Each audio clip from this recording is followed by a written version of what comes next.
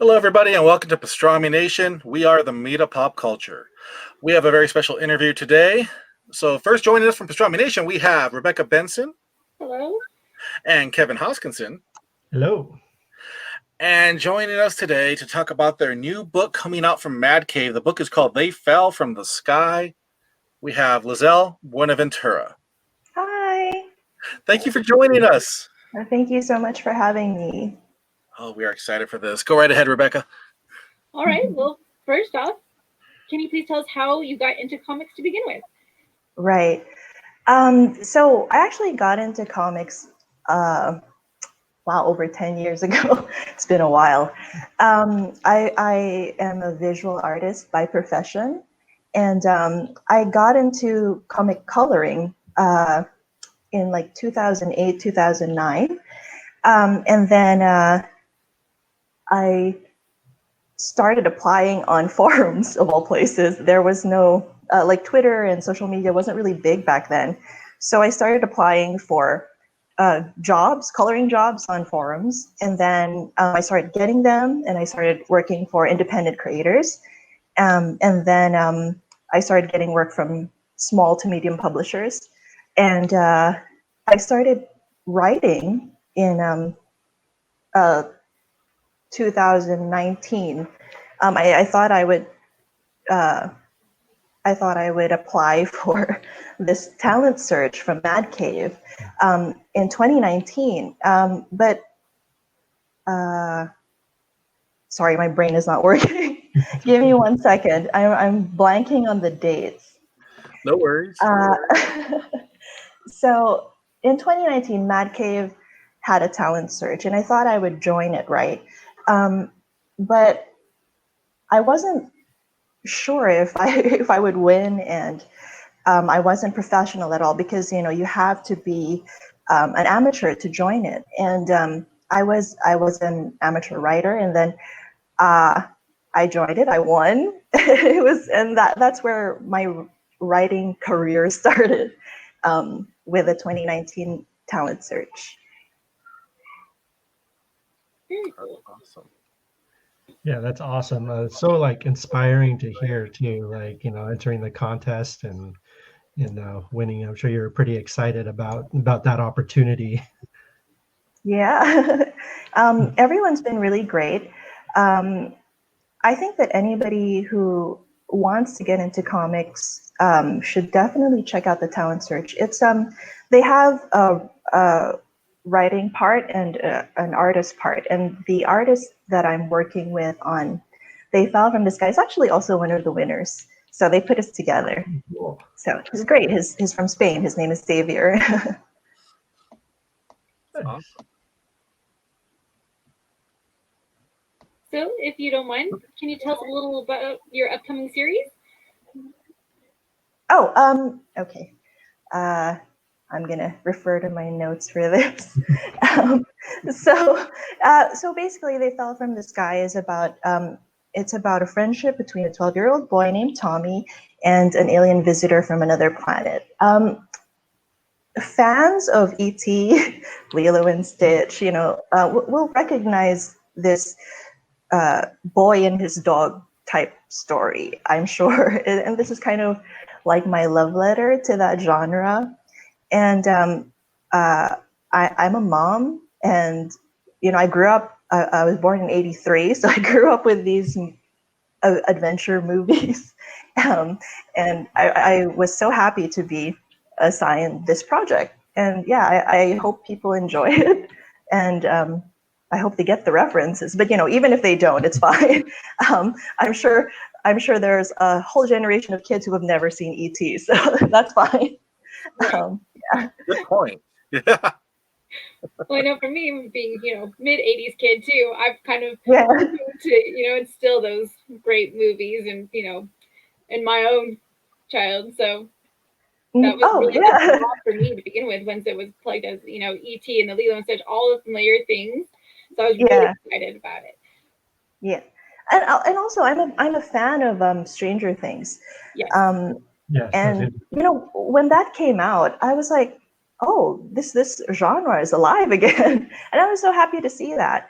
And And with They Fell from the Sky, of course, I had to bring it to this year. Like, they have tablets, they have, cell phones, and that's fine.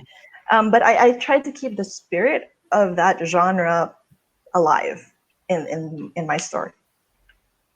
Right. And it definitely comes through because you're right. If I didn't see like the laptop and the modern day tech, I would have thought this was like something out of the 80s because it had that really 80s vibe. Yeah. From the bullies and the counters there and the comic shop and Yeah. it all felt very 80s, and that's like one of the highest compliments I could think of because the 80s were full of amazing stories, and when we reach the end of this, like we want to see what's next. And of course, there's a little teaser of the cover of the next one, and you're like, yeah. Yeah. I'm so happy. Thank you. absolutely. Now I know this hasn't been released yet. This is coming out February. First week of February, I think. So I know it's probably been sent out to the press and whatnot and reviewers. How has the reception been so far that you've been hearing?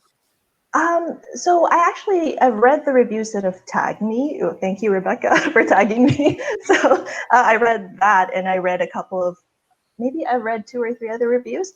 It's good.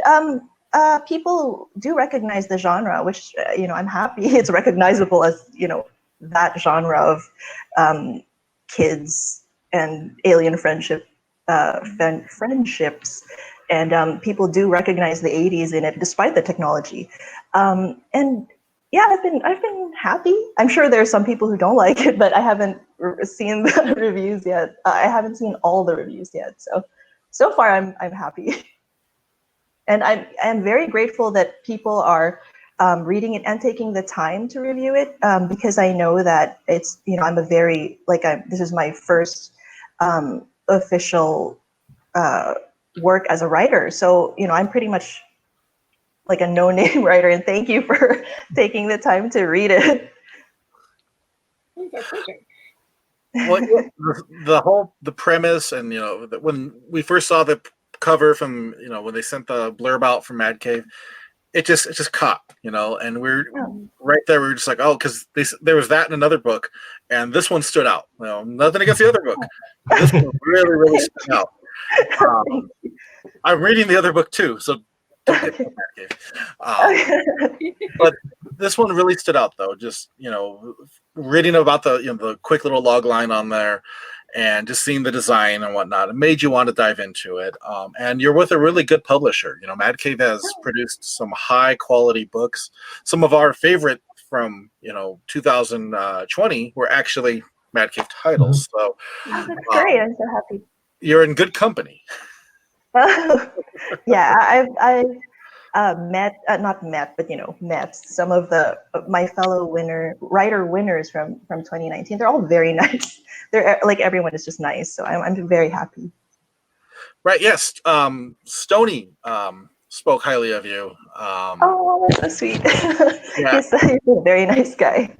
Oh, he's fantastic. We had him on here talking about Villainous, and just so down to earth, just like you, very down to earth. And that's I think one thing we appreciate the most when it comes to creators.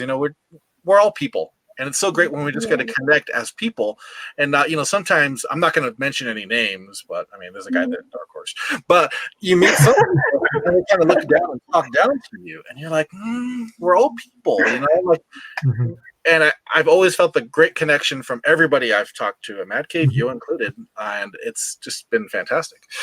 Well, I think it's also because even in my coloring career, which I've been doing for quite a while, I've always just been working in the indie scene. So I feel like that grounds you, because people are nice. No one's pardon my French, no one's an asshole. So that's nice. And that doesn't mean that if somebody said, "Hey, you write Star Wars," I'm not going to say yes, but it's. No, you're going to jump on that. Yeah, you jump on it. But I love the indie scene. My roots are in the indie scene. When I started off as Zero, the indie scene was how I got into comics. And yeah, I love the scene. Mhm. Agreed. 100%. And you said your background as an artist in colors, and how much influence did you have over working with your team? Was it kind of a different stance becoming the writer and creator, or Right. So I think that my experience as a colorist helped me as a writer, but in terms of uh, being in the position of a writer, you don't really what's the word for that? You don't collaborate with the other parts of the book, because this is, even though Mad Cave is very down to earth and very nice people, it's still very much a publisher. So with a publisher, you have an editor, and all of my communication is with my editor, and so he is the director, and he directs all of the parts of the book, and I have no complaints. I'm very happy with the book. But yeah, when I was writing the script, I did have notes specifically about colors, like, hey, this should feel like a flashback, So, and my experience as a colorist helps me understand that, hey, this, if you want something to look like a flashback, it has to be done in the colors, because you tone and you tint the pages to look old. So yeah. awesome? That's great. Let's see. And did you have any connections to any one particular character? Oh man, I mean, it's funny, as a writer, you kind of have to be all of them. Like, of course, Tommy has a lot of experiences of my youth, again in the 80s, which is why probably like people are like, huh, that's a bit, I mean, I'm 37 now, and I would like to think that school bullies aren't this bad. I hope, but during my time they were. So it's kind of a balance, and you do try to bring it into this century. Not this century, this decade. Sorry, I'm not that old. You try to bring it into this decade, but at the same time, you have to write what's authentic to you. Right. So they are lived experiences, and of course, the parents part. There was quite a lot of family dynamics in the first issue, and now I'm a parent too, so I feel that. So I'm actually in a little bit of everybody, in that I try to put parts of myself or parts of my son, or my husband, or people who I love and are close to me and have shared these experiences with me, into each character, just so it doesn't feel so cliche or tropey. And I know I'm very much working within something that is very well trodden by better writers. So I have to dig deep and find a way to make it mine. Mm-hmm. Mm-hmm. I have a question about the dialogue. So, Yes. When I read a comic, like the dialogue can take you in and out of the story. Sure. You read one with really, static dialogue and can't connect to it.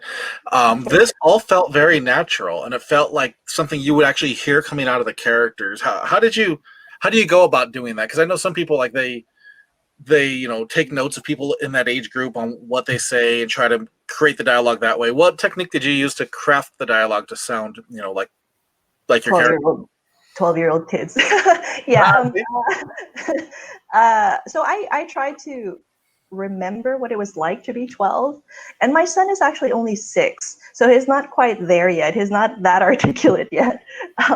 So I looked at his mannerisms, like whenever we say something about responsibility, and then he walks away, like the scene where, this is a spoiler, but the scene where the mom is trying to talk to Tommy, and where she opens the door and he's gone.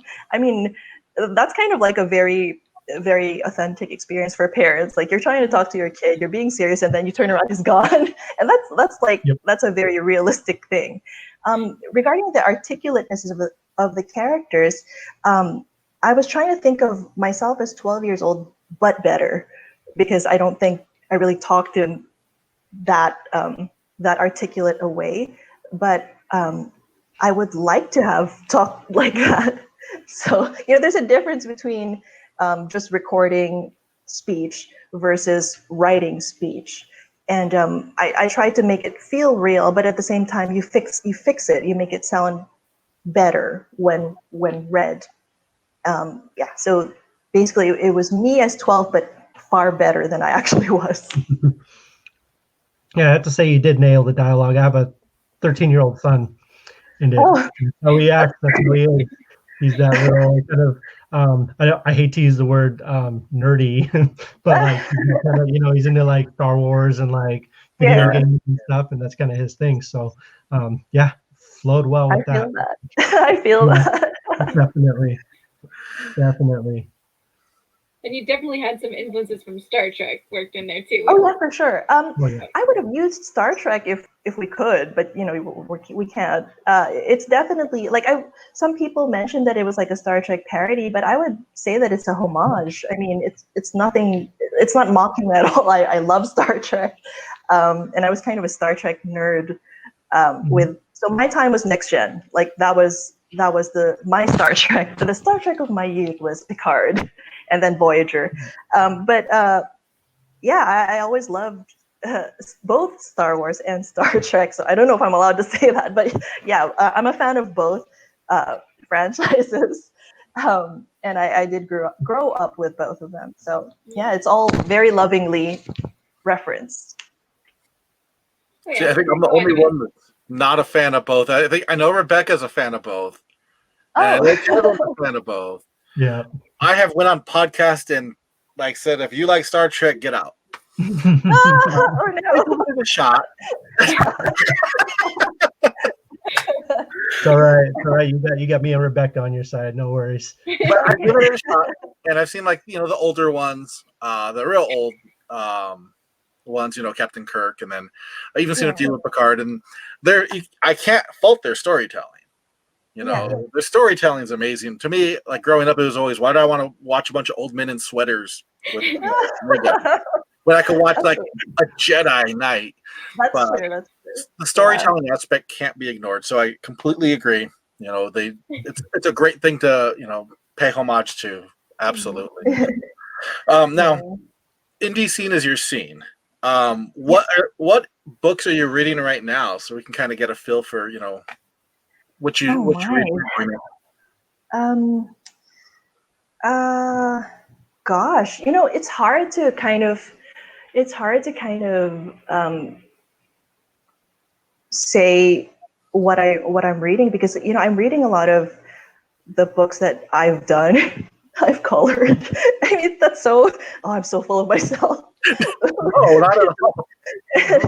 Of course I've read Villainous and Nottingham, which is the another upcoming title. But these are my friends, so am I allowed to say that? But absolutely. Right,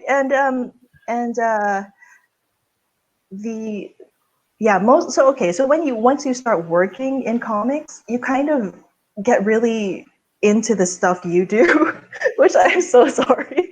But yeah, most of the stuff I've read lately has been Stabbity Bunny, Shadow Play, Stabbity Ever After. I mean, these are all books that I colored. So you colored the Stabbity Bunny ones from Scout? Yeah. I have deep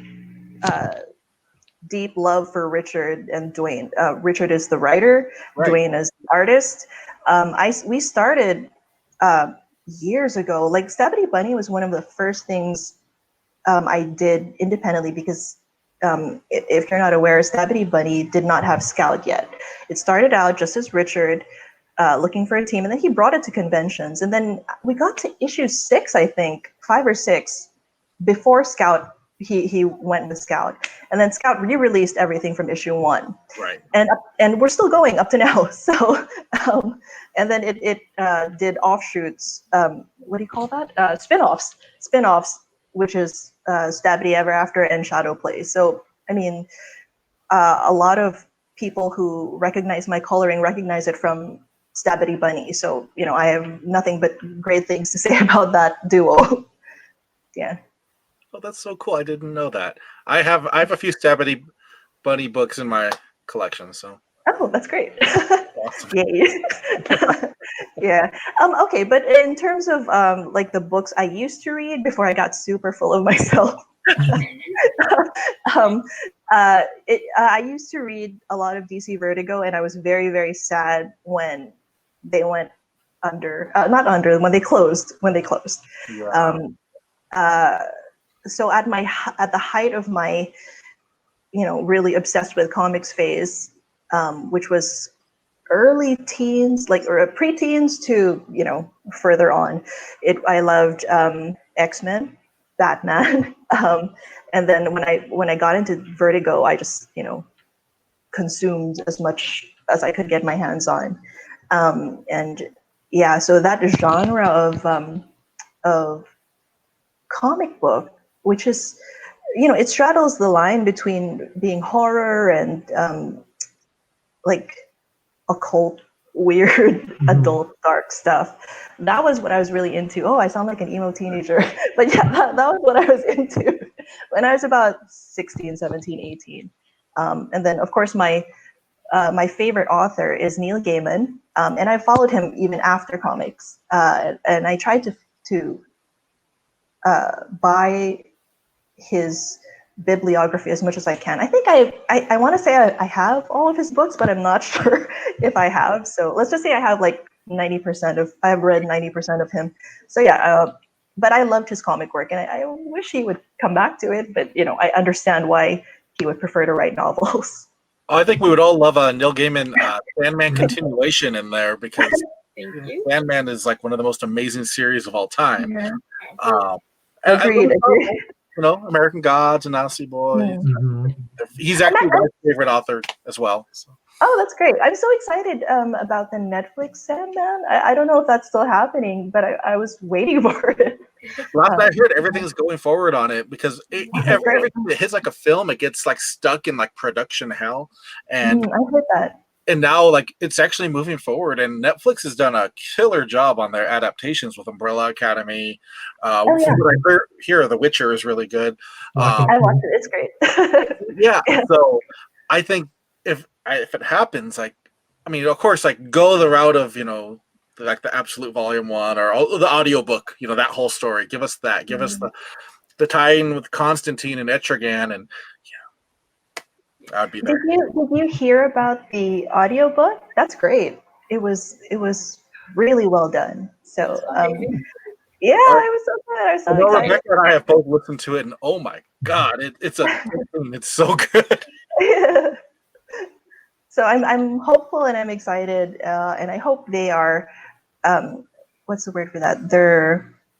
They're faithful to the original, except I know they're bringing it to modern times. So I think you can still do it. You can still be faithful to the grain of truth in the books, in the comic books, and bring it to modern times. So I'm hopeful. I really hope it's good.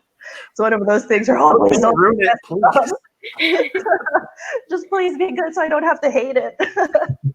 Right. Yeah, because Netflix does really good, but they also did Death Note, and Netflix's Death Note was probably one of the worst adaptations of all time. So. Yeah, I actually haven't seen it. So, I heard that it wasn't good, but I'm not a huge fan of the manga. Like, I read some of it. I know that it's good, but, I really, I viscerally hated the main character. What's his name?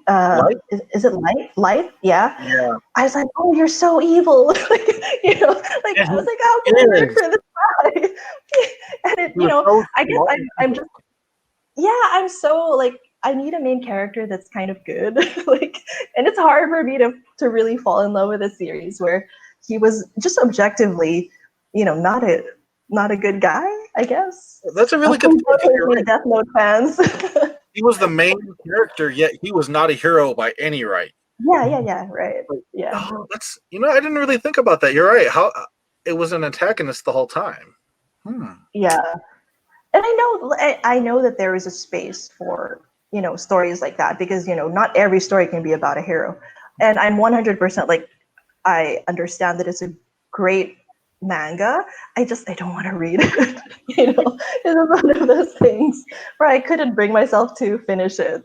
But yeah, I have friends who finish the whole thing, love it, 100%. So yeah. Just not the Netflix one. Mm-mm. They Stay turned away that from it. cold, calculating, smart, lead character into like a bumbling teen. Oh Yeah, like the whole point was like he's smarter than the cops. He's smarter than no. everybody. Yeah. This guy's like Yeah. making mistakes and everything. You're like, Oh, that's too bad. So like they kind of stripped what made him him. Yep. Oh yeah, and that's what I really hope that they don't do with Sandman. Like, please don't make Dream nice. Like, he's not a nice Thank guy. Right. He's And don't a bit make of a- that, a bit of a super dick. dark. Keep their characteristics. Yeah. All right, let's see. Are you currently working on any other projects? Oh, yeah. So my coloring jobs are still ongoing. I have the upcoming stuff is the new issues of Ivory Ghosts, and also I took over for Dragons by the Yard for Chimera Press. These are both ongoing series, and some of the books I worked on got pushed because of quarantine. So the thing about working with independent publishers is that they're very dependent on conventions. So, when there's no conventions, it's really hard for them to move books. So, but hopefully they should be coming out in 2021. So I've got Chimera Press books coming out. I've got a new miniseries from T-Pub Comics, hopefully coming out soon. It's called Amputation Capital, and from 215 Inc. Fairtalia, a new miniseries.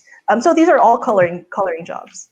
For writing, I'm writing something right now, but there's nothing really to report. I'll tell you if there's anything, but there's nothing yet. Fingers crossed. So yeah. No, that's exciting. Yeah, thank you. Right. And I mean, we can kind of get what you would say on this one, but I'm going to ask you anyway. If you could write for any comic book series, what would you pick? Yeah, well, I was gonna say Star Wars because I feel like I've been pretty happy with everything Star Trek has put out lately, and which is not to say that I have anything against what Star Wars has put out lately. It's just that there's so much of it that there's a place for everyone. I feel they came out with like 10 new series. I'm like, yeah, I would love to write. Like, give me a random droid and I'll write a story about it. Right? Yeah, like give me anything, I'll try to write something. So yeah, I would say Star Wars would still be the dream. I'm just putting that out there to the cosmos. Yes. Yeah. So Marvel, IDW. Yeah. Good answer. All right. Well, and I think the next part was actually the last question. Where can we find out more about your projects? Where can people follow you online? Do you have a website, social media, anything like that? Right. So I do have a website, but I never update it. It's LiezlBuenaventura.com. I do try to update Instagram, which is also Liezl Buenaventura. And then I have a Facebook, which is, my username is Liz Buenaventura. And I try my best to update Instagram. So if you're looking for news and like releases, Instagram is the place to find me. Sounds great. And remember, everybody, They Fell from the Sky comes out in February. If you have not talked to your comic shop yet, you should probably talk to them and ask them to hold you one or be there day one. You want to read this. Get a hold of it. They Fell from the Sky #1 from Mad Cave. Liezl, thank you so much for being on here. We really appreciate it. Yeah, thank you. Thank you so much. It was really fun. Thanks, guys. We look forward to seeing what the future holds for you. Hopefully something with a lightsaber. So Thank you. All right. All right. Well, signing off for Pastrami Nation. This is Nolan. Rebecca? Kevin. All right. Be sure to visit pastramination.com for news, reviews, and more. Thank you. See you next time.